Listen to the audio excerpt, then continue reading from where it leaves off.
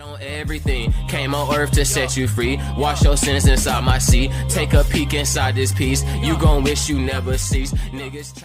Welcome back to another episode of Toriko Unveiled, and today we're going to be talking about the most absurd techniques in Toriko. Last time we spoke of techniques, we spoke of the four heavenly kings and their incredibly powerful abilities like Coco's sight and Aqua Regia, Toriko's strength and his signature Kuji punch, Sunny's hair and his incredibly broken spatula, and of course the sound god Zebra and his omnipresent sound abilities.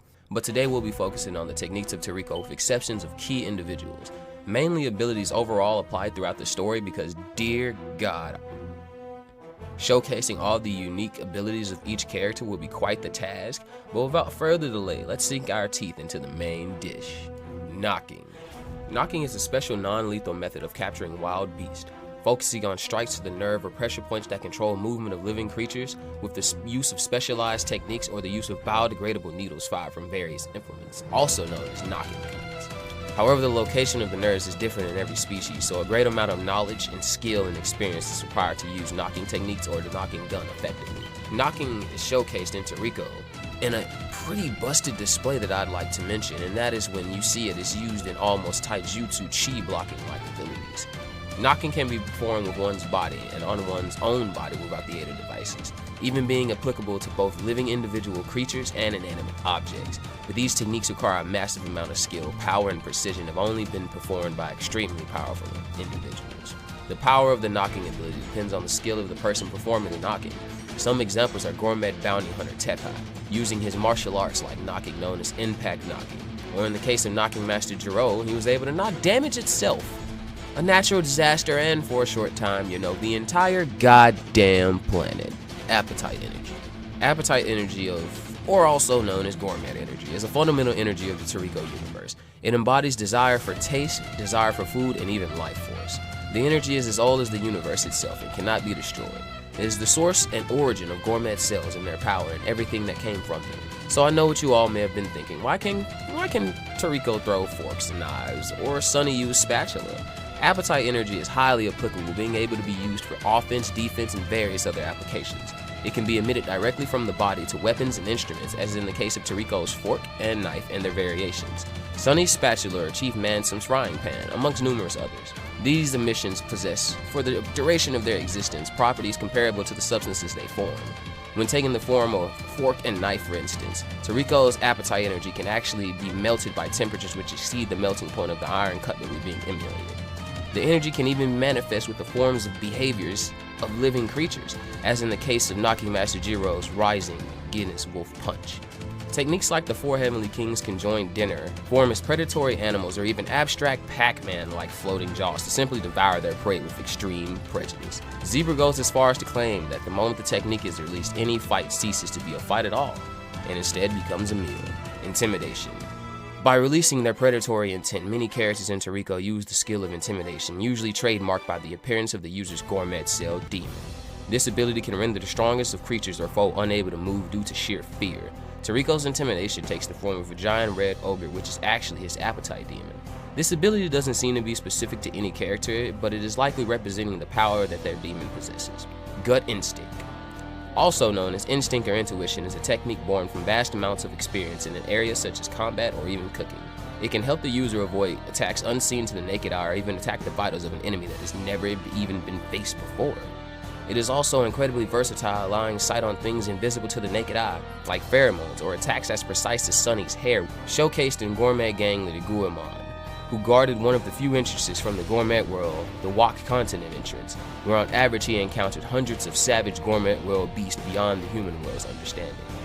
And the final technique of Toriko unveiled today that I'd like to mention to you all is the ultimate routine. Routines are actions centered around mental images and physical movement. The higher the concentration, energy, and experience a person has with routines, then the less physical movement is required to perform it. The lowest level of a routine requires a lot of movements in the time, but at its highest level is an entirely mental action. The ultimate routine was taught to Toriko by Ayamaru, the leader of the Gourmet Knights. By imagining a scenario or event strongly enough, a person is able to cause an impression of that scenario or event and that it actually occurred. Whether that be imagining stress or forming an ulcer or imagining an attack succeeding and having it actually succeed. Consider this the ultimate placebo effect. Imagine if in real life you watch two fighters engage. The ultimate routine could be seen as the moment you project your thoughts into being, seeing every possible outcome and movement, and striking true. Thus is the ultimate routine. To fully utilize the effects of the technique, it requires an astonishing level of concentration, self-confidence, and depending on the difficulty of the desired impression, the energy requirements can be massive. A battle between two users of ultimate routine could be seen as very similar to a real-life professional fight, each user giving off no hint of attack, but through their experience seeing and being prepared for anything. You know what, everybody, I know I said that this would be the final showcase of the episode, but I feel like you deserve a delicious, chilling dessert after that piping hot full-course meal. Now prepare yourselves for a truly mind-boggling ability. Enter Minority World. Wielded by Toriko's adoptive father and one of the most powerful individuals in the Toriko universe, Ego President Ichiryu. Minority World is a mysterious power which seems to work on both physical and conceptual levels. What I mean when I say that this ability is nearly beyond comprehension in its effects. The technique can generate a variety of difficult to predict outcomes as organisms and even the battlefield itself rapidly lose their properties or develop new properties completely opposed to their previous ones. Rocky terrain could become soft and flowing like water due to Minority World's effects. Particles suddenly all start resisting the solidness of their form. Minority World somehow takes the strange minority of micro-scale particles observed to behave in opposite ways, sometimes in apparent defiance of the laws of nature, and amplifies and imposes their behavior or properties on a maximum of 50%. What does this mean? What does this say? What Minority World does is it flips the majority to the minority. If there were only a 10% chance something would happen, it would flip and it would become the 90% chance, while the chance of it not happening would be the 10% chance. The particles in a structure and organism by themselves can vary change. This can generate a variety of effects. Ichiryu's ability to fly, for example, stems from his manipulation of the minority of his body's atoms, which do not straightforwardly respond to gravity. He imposes their gravity-defying behavior on the rest of his body's atoms, and thus can fly. But the true terror of Minority World is that it reverses the probability of life itself. Those under the effect will lose their sense of movement. Every cell in your body that's sole goal was to divide and live reverts to the minority of life, death. Your lungs cease breathing, your liver stops detoxifying, your blood stops pumping, and your brain stops feeding information to your body. This is the true terror of Minority World, a supposed space where the minority is greater than the majority.